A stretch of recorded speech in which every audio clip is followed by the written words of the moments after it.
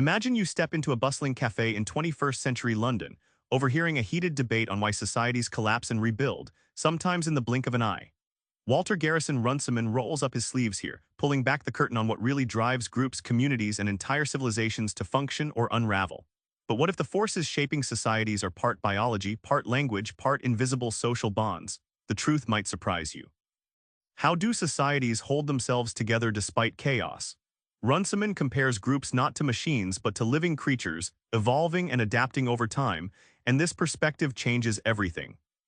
In Cambridge, Runciman observes how student groups form, fracture, and reform based on shared interests, status, and rituals. It's like watching a mini-society breathe. Debates spark, friendships root, rivalries flare, all tightly knit yet fluid. This snapshot shows the invisible threads that keep any group, big or small, alive. Think of a social group like a coral reef. Each member is a tiny organism, interacting, competing, helping. Just as reefs adapt to survive storms or warming seas, human groups shift rules or roles to meet internal pressures or outside threats. Society isn't static, it's alive, responding in real time to its environment. Here's the kicker: social evolution isn't Darwinian survival of the fittest alone. It's neo-evolutionary, a mix of biology, culture, and psychology rewriting who wins and loses. Institutions, norms, and human bonds co-evolve, shaping not just who survives but who thrives, and why your neighborhood might change faster than you think. Words don't just convey info, they construct reality. Runciman dives into how language fuels society's invisible architecture, and how losing it can burn bridges you didn't even see. Runciman spotlights remote tribes in Papua New Guinea, where unique languages don't just name objects but encode social hierarchy, territory, and kinship. Speaking their language means belonging. Outsiders face invisible walls.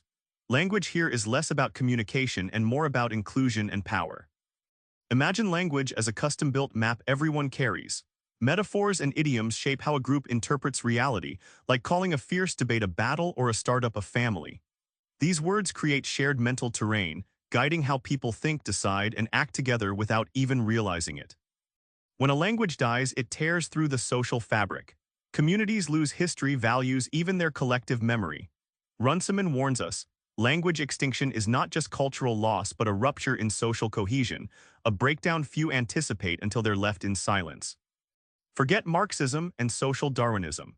Runciman's sociology uses neo-evolutionary theory to explain human groups, melding genetics, psychology, and economics into a fresh lens on society. Runciman reveals research showing how human genetics influence social behavior and how cultural pressures loop back, altering gene expression over generations. It's not nature versus nurture but a relentless dance where biology and society shape each other. Consider a shopper choosing ethically sourced coffee, not just for quality but signaling values to peers. Economics here isn't cold math, it's a social language conveying trust, reputation, and group belonging.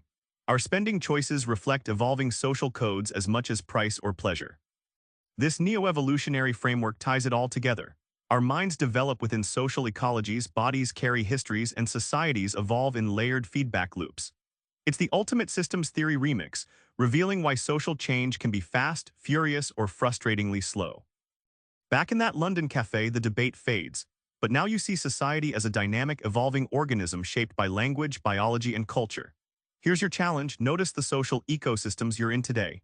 Listen to the language, watch the rituals, question old assumptions. Try reshaping one social bond consciously: your dinner conversation, your team interaction.